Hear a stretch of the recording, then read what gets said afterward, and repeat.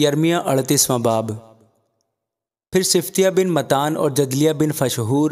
اور یوکل بن سلمیہ اور فشہور بن ملکیہ نے وہ باتیں جو یرمیہ سب لوگوں سے کہتا تھا سنی۔ وہ کہتا تھا، خداوند یوں فرماتا ہے کہ جو کوئی اس شہر میں رہے گا وہ تلوار اور کال اور وبا سے مرے گا، اور جو کسدیوں میں جا ملے گا وہ زندہ رہے گا،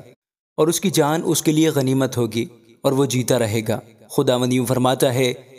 کہ یہ شہر یقیناً شاہ بابل کی فوج کے حوالہ کر دیا جائے گا اور وہ اسے لے لے گا۔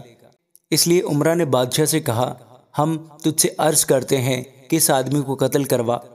کیونکہ یہ جنگی مردوں کے ہاتھوں کو جو اس شہر میں باقی ہیں اور سب لوگوں کے ہاتھوں کو ان سے ایسی باتیں کہہ کر سست کرتا ہے، کیونکہ یہ شخص ان لوگوں کا خیر خواہ نہیں بلکہ بدخواہ ہے۔ تب صدقیہ بادشاہ نے کہا، وہ تمہارے قابو میں ہے، کیونکہ بادشاہ تمہارے خلاف کچھ نہیں کر سکتا۔ تب انہوں نے یرمیہ کو پکڑ کر ملکیہ شہزادہ کے حوض میں جو قید خانہ کے صحن میں تھا ڈال دیا، اور انہوں نے یرمیہ کو رسے سے باندھ کر لٹکایا، اور حوض میں کچھ پانی نہ تھا بلکہ کیچ تھی۔ اور جب عبد ملک کوشی نے جو شاہی محل کے خواجہ سراؤں میں سے تھا سنا کہ انہوں نے یرمیہ کو حوض میں ڈال دیا ہے جبکہ بادشاہ بنیامین کے پھاٹک میں بیٹھا تھا، تو عبد ملک بادشاہ کے محل سے نکلا اور بادشاہ سے یوں عرض کی کہ اے بادشاہ میرے آقا، ان لوگوں نے یرمیہ نبی سے جو کچھ کیا برا کیا، کیونکہ انہوں نے اسے حوض میں ڈال دیا ہے اور وہ وہاں بھوک سے مر جائے گا کیونکہ شہر میں روٹی نہیں ہے۔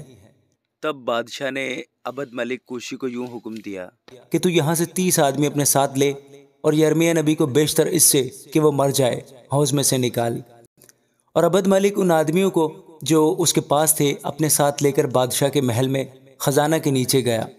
اور پرانے چتھڑے اور پرانے سڑے ہوئے لتے وہاں سے لیے اور ان کو رسیے کے وسیلہ سے حوض میں یرمیہ کے پاس لٹکایا۔ اور عبد ملک کوشی نے یرمیہ سے کہا کہ ان پرانے چتھڑوں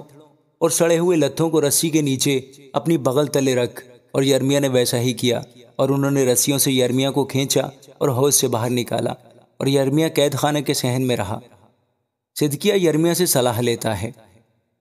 تب صدقیہ بادشاہ نے یرمیہ نبی کو خداوند کے گھر کے تیسرے مدخل میں اپنے پاس بلایا، اور بادشاہ نے یرمیہ سے کہا، میں تجھ سے ایک بات پوچھتا ہوں، تو مجھ سے کچھ نہ چھپا۔ اور یرمیہ نے صدقیہ سے کہا کہ اگر میں تجھ سے کھول کر بیان کروں تو کیا تو مجھے یقیناً قتل نہ کرے گا، اور اگر میں تجھے صلاح دوں تو نہ مانے گا؟ تب صدقیہ بادشاہ نے یرمیہ کے سامنے تنہائی میں کہا، زندہ خداوند کی قسم جو ہماری جانوں کا خالق ہے کہ نہ میں تجھے قتل کروں گا اور نہ ان کے حوالہ کروں گا جو تیری جان کے خواہاں ہیں۔ تب یرمیہ نے صدقیہ سے کہا کہ خداوند لشکروں کا خدا، اسرائیل کا خدا یوں فرماتا ہے کہ یقیناً اگر تو نکل کر شاہ بابل کے عمرہ کے پاس چلا جائے گا تو تیری جان بچ جائے گی، اور یہ شہر آگ سے جلایا نہ جائے گا، اور تو اور تیرا گھرانہ زندہ رہے گا۔ پر اگر تو شاہ بابل کے عمرہ کے پاس نہ جائے گا تو یہ شہر کسدیوں کے حوالہ کر دیا جائے گا، اور وہ اسے جلا دیں گے، اور تو ان کے ہاتھ میں رہائی نہ پائے گا۔ اور صدقیہ بادشاہ نے یرمیہ سے کہا کہ میں ان یہودیوں سے ڈرتا ہوں جو کسدیوں سے جا ملے ہیں، ایسا نہ ہو کہ وہ مجھے ان کے حوالہ کریں اور وہ مجھ پر طعنہ ماریں۔ اور یرمیہ نے کہا کہ وہ تجھے حوالہ نہ کریں گے، میں تیری منت کرتا ہوں تو خداوند کی بات جو میں تجھ سے کہتا ہوں مان لے، اس سے تیرا بھلا ہوگا اور تیری جان بچ جائے گی۔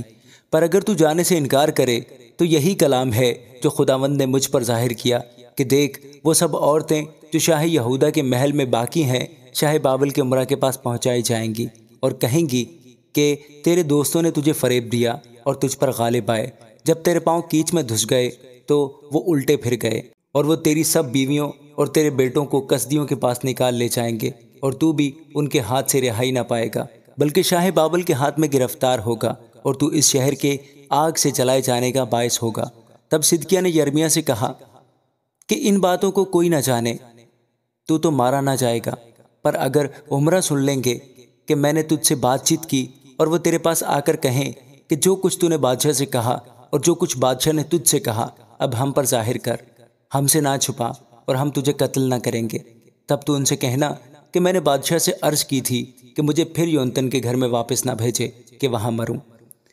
تب سب عمرہ یرمیہ کے پاس آئے اور اس سے پوچھا، اور اس نے ان سب باتوں کے مطابق جو بادشاہ نے فرمائی تھیں ان کو جواب دیا، اور وہ اس کے پاس سے چپ ہو کر چلے گئے، کیونکہ اصل معاملہ ان کو معلوم نہ ہوا۔ اور جس دن تک یروشلم فتح نہ ہوا یرمیہ قید خانہ کے صحن میں رہا، اور جب یروشلم فتح ہوا تو وہ وہیں تھا۔ آمین۔